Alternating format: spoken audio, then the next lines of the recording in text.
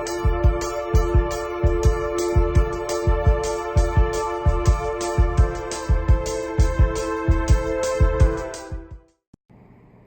everyone, this is Vaping Amy. I'm going to be reviewing the mini iJust by Eleaf. I got mine in purple. You can get them in several other colors. Let me read them off for you. You can get them in black, silver, white, pink, cherry red, purple, and blue. I found them to be around the price range of $35 to $45 depending on where you go. Let me show you what you get in the box. Okay, when you open it up, I got the 900 mAh battery. You can get it in 650, 900, or 1300 mAh. So you can get a pretty powerful battery. And then you get the tank, which includes the atomizer already connected, and then your mouthpiece and mouthpiece cover. When you lift that out, you'll find that you have an extra atomizer and an extra mouthpiece with the cover, and then I'll show what this is, but these are little port covers for your USB connection to your battery. It covers the charging port on your battery. Your instruction booklet, which is the smallest one I've ever seen in one of these type of products. And you get your charging USB charging plug-in with your charging cord with that familiar head right there. So let me show you how you put this together and explain a little bit more about it. You've got your battery, which has the lines at the top for airflow, and they're actually pretty deep lines with the 510. And there is your charging port, which actually I take that off. I don't actually like to use that because sometimes you can mistake it, at least on my Ecom C, you can mistake it as a button, which gets kind of annoying. This specific battery has the variable voltage, not wattage, but voltage. It goes from 3.3 to 5 volts. So your dot is your place marker, basically, and then you just turn this to how many volts you want. And I think I will do mine at 4 volts. And then you have your tank, which is a Pyrex tank, and it holds 2 mils of e-liquid. And you have your mouthpiece cover, which is a flat mouthpiece that also you can interchange it with other 510 compatible mouthpieces. And then right here, 510 connection, you can just unscrew and you will get, which I have liquid in here. Probably not the smartest way to start my thing, but you'll see that this is the atomizer, which is in the base. And just to show you, I'll clean this off for a second. It's just, I don't think it's not screwed into the base.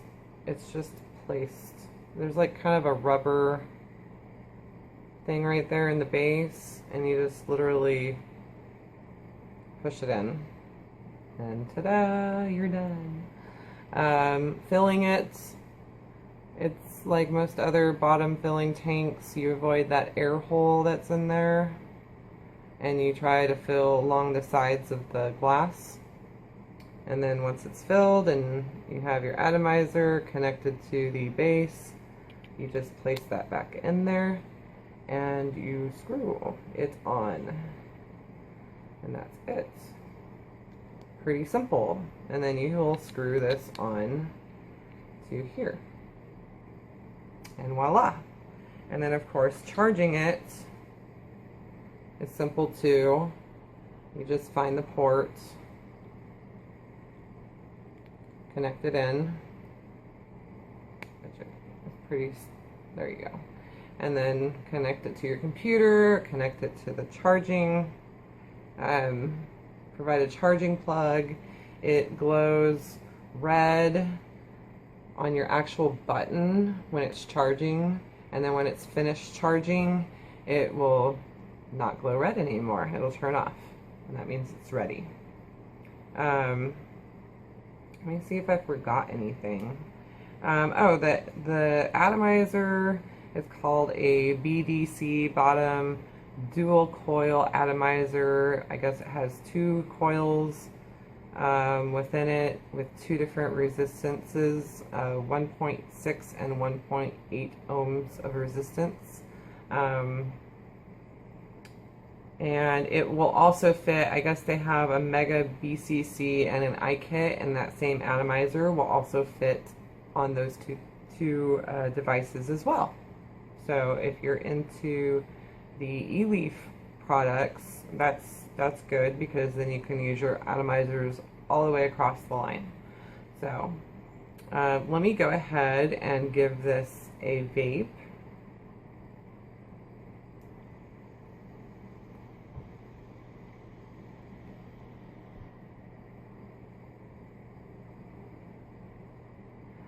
The e-liquid I have in here is probably, if I remember correctly, it's 60-40, 60 on the VG.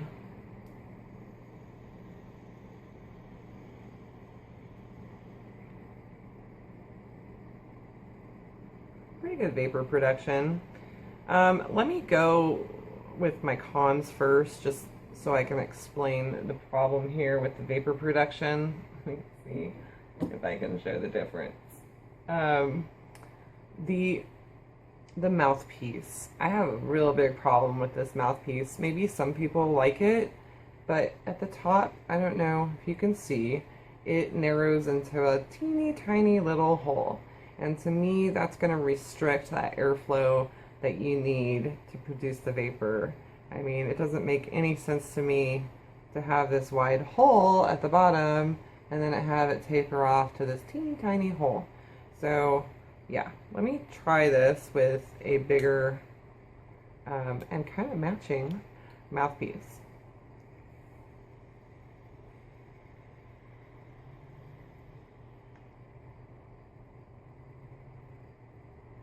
I have my fan going. I don't know why I do that. It gets hot in here.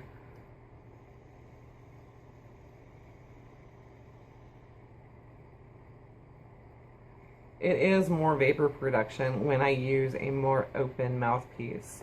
This one here just doesn't allow the airflow to come through. My other issue is with the actual way you have to switch the variable voltage. It was a nice idea. I mean, it works. But my one issue is that it's such a shiny button that it's very difficult to see the, and I don't even think they're engravings. They might be. I don't know. It's very hard to see the numbers on there. If you have any direct light on them, you kind of have to offset the light to see it. I don't know if that is something you guys can understand. And then when you're turning it, like, it's already awkward to get your fingers in there to turn it. And it is clicky. I like that. At least you know you've turned onto a number. But on top of that, when you're trying to turn this, your fingers, at least my fat big fingers, cover the numbers. And then I'm almost trying to stop, look, and see where I'm at, or try to memorize how many clicks it takes. It's kind of a pain, a little bit of a pain. It's not a deal breaker, but it's a pain. And then, you know, when I first started using this, I thought the numbers, like, naturally would go clockwise, from lowest to highest, but it actually goes counterclockwise. So sometimes, me being the blonde that I am, I get confused as to where I'm at, because it reads 3.3 volts, and then it has 2 notches with no numbers, and then 4 volts, 2 notches with no numbers, and then 4.6 volts, and then 2 notches with no numbers. So and you can't hit anything in between. I mean, you got to hit the notches. So I don't know. It's different. But it's not a deal breaker. You're still getting the voltage that you set it on, which is anywhere between 3.3 to 4 volts. Let me turn it all the way up to 5 volts and give it a whirl.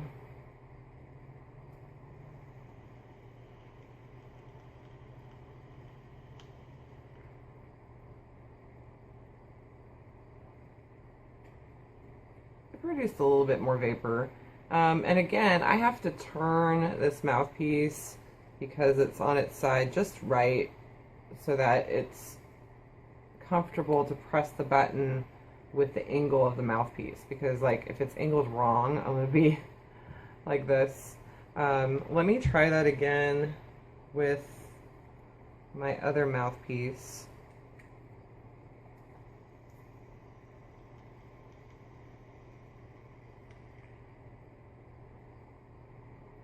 Way more vapor.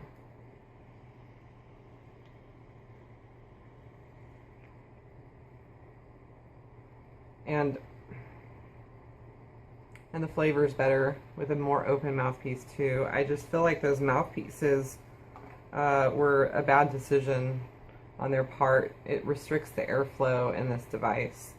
So I mean, otherwise, it's a good device. I mean, you have a 900 mAh battery, or if you want the smaller one, 650, or if you want the larger one, the 1300 mAh. And I mean, you got the voltage options. You have a 2 mil tank. It has everything, you know, that you need if you need a medium-sized device, and you have all the color options, you know. And it's in a decent price range. I mean, the cheapest I found it was, I think, $35. It's not too bad, and it's great for a beginner device, for someone who's just getting into vaping, or someone who is a vapor who needs something, you know, smaller to carry around, or has one of those, you know, lantern carriers, you know, to take with them everywhere they go, and they don't want to carry a big mod. So, you know. And I really actually like the look with the tank. It looks nice. It looks really nice. So this is just another one of those medium-sized options for someone out there who wants something that'll kick out a little bit more heat. The vape isn't bad. It does produce a lot of vapor. It gives a nice warm vape with some throat hit, depending on your PG, VG levels. You know, it just, the only thing is that the way you have to switch it right here is kind of difficult.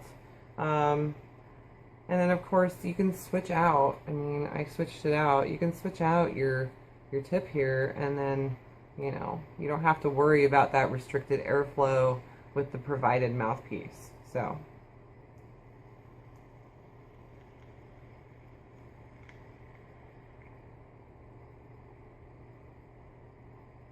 there you go. If you guys have any questions, please leave them down below. I'll try to answer them the best I can, and as quickly as I can. If you've subscribed, thank you. If you haven't, please do. If you liked my video, please give it a like. If you didn't, I can't please everybody. I'll do my best to please you next time. And until the next video, you guys keep doing what you do. Thanks for watching.